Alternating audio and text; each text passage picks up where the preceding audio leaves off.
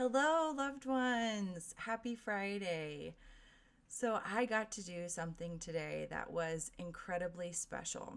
I got to officiate a teeny tiny wedding for Taylor and Carsten. Now, I did not think I would get to officiate any weddings during a global pandemic, as most people want to postpone weddings or other events until everyone can be there. But Carsten and Taylor wanted it to be a very special, intimate ceremony, just about them and their love for each other and their love of Jesus.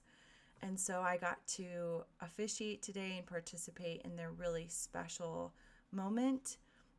It was short, it was sweet, there was nobody there. There was really, there was nothing fancy about it. No bells and whistles of your normal wedding. But it was perfect. It was perfect because it was all about love. And so, love is what we are going to talk about today. That regardless of anything else in this world, it really all does come down to love. So, a little background for you on the church in Corinth. The church in Corinth were fighting a lot. So, the letters of 1st and 2nd Corinth, they were basically Paul writing and saying, you guys need to cut it out. You need to start getting along. You need to stop quarreling amongst yourselves. And you need to stop fighting and treating each other poorly. There was a lot of separation and division. There was a lot of exclusivity and division within the Church of Corinth. There were problems where the rich would get drunk and feast during the communion supper and leave none for the poor.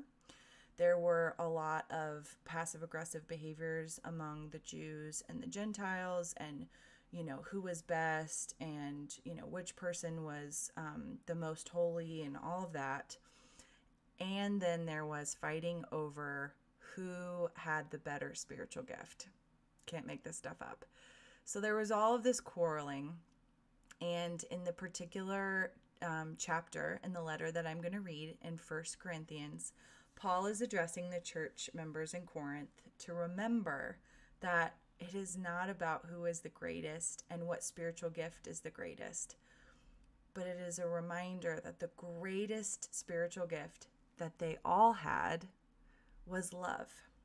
And so hear these words from 1 Corinthians chapter 13. And yes, this is a scripture passage that was at Russ's and my wedding a year and a half ago. It is very fitting for today. If I speak in tongues of men and angels, but I have not love, I am a noisy gong or a clanging cymbal. And if I have prophetic powers and I understand all the mysteries and are knowledgeable, and I have all faith so as to remove mountains, but I have not love, I am nothing. If I give all I have, and if I deliver up my body to be burned, but I have not love, I gain nothing. Love is patient and kind. Love does not envy or boast. It is not arrogant or rude.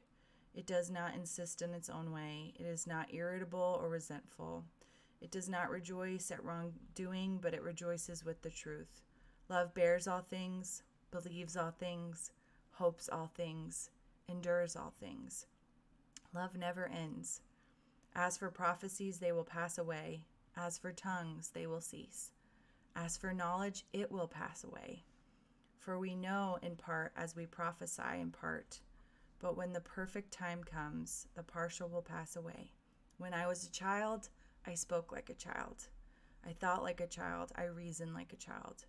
When I became a man, I gave up in childish ways. But now we see in a mirror dimly, but then face to face. Now I know in part, but then I will know fully. So now these three remain: faith, hope, and love. But the greatest of these is love. So here's the thing, loved ones. When our sweet pianist, Taylor, at Hope United Methodist Church came to me and said, I want you to officiate essentially like an elopement, I thought to myself, well, why doesn't she want to have the big fancy wedding and wait until she can have a guest list and a fancy dress and a caterer and an actual reception and all of those things? And then I realized, because it truly just comes down to love and the simplicity of loving each other and entering into that covenant of marriage and the love of God that is anointed through all of it. So I was just truly blessed by the experience of the day. I think sometimes we let things in life get too complicated, and we want things to be a certain way. We want certain traditions to happen and to uphold. But something that I learned today was that you really kind of have to ask yourself, why? Am I doing this for all of the things? Am I doing this for the people or for our family or for the band or for my dress or for all the pictures or the reception or the cake? And Russ and I had a really big wedding like that. I mean, we had the whole traditional wedding. Or am I doing it because this is the person who my soul has found to love all of the days of my life? And I'm not saying there's right or wrong, but I am saying that I think we get our minds made up that there are certain things that kind of have to happen certain ways, and that events need to look a certain way. And if they can't happen and fulfill that expectation, then we're doomed, and we're kind of up a creek without a paddle, so to speak. But what Taylor and Carsten showed me today is that it doesn't matter if you get married when 300 people can come or just 3, that it is just about love and starting a life and a marriage, and that's all you need. You don't need all the other stuff. And so I guess what I'm trying to say is, I know that this is a really hard time for everyone. I know so many students. It's Youth Sunday this Sunday, by the way. So we are honoring our youth and our graduates. I know so many students are really disappointed because they aren't able to have the ceremonies and the graduation where everybody gets to be there, where they get to wear the fancy dress and wear the gown over and have everybody they know with all the pictures at graduation, and they don't get to have maybe all of the parties with hundreds of people and the expensive food and the fancy cake. But just know that that doesn't make your day and your accomplishment any less special, any less sacred.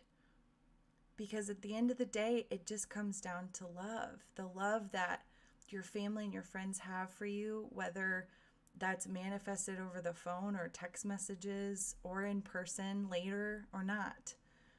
It's still holy moments, even if it looks different. Tomorrow is my birthday, and I will be turning 32 tomorrow. And I'm not going to lie, just like I didn't think I would get to officiate a tiny wedding in a pandemic, I wasn't really sure what a birthday would look like in a pandemic. But it's not about the stuff. It's not about the fancy parties and going to dinner with 30 people and a guest list and wearing a cute outfit and all of the things, all the social aspect, all of the traditions, the things I'm used to, all the in-person contact. It's just about the love that I feel and that I receive from my church family, my congregants, my husband, our silly, crazy dogs, my friends, and my family in Colorado. And yeah, it looks different this year. So far it has. But it's also been really special this year because I cannot tell you how blown away I have been at our congregation, Hope United Methodist, and all of my congregants sending me handwritten letters and cards in the mail. I got to tell you, it has brought me to tears multiple times. I know you're not surprised by that, but it's true. And that's really all that matters. We can have all the fancy things. We can have all sorts of spiritual gifts. We can have as many degrees as we want, as all the fancy things, our credentials. We can have really elaborate houses or vacation or lives that we show off on social media. But if we have not love, we have nothing. And so cling to the love. Cling to the love this Friday. Cling to the love this weekend. And know that, yeah, right now it looks weird. Things look different. But we've got the love of God to get us through. The love of our community, our church families, our families, immediate families, and our friends to get us through. And so because of that, because of love, we have all that we need. I will talk to you all tomorrow on my birthday, the big 3-2. But until then, I want to wish Taylor and Carsten a happy wedding day. I know it might not have been exactly what you had expected, but man, was it perfect, because it was a day filled with simple love. Bye, everyone.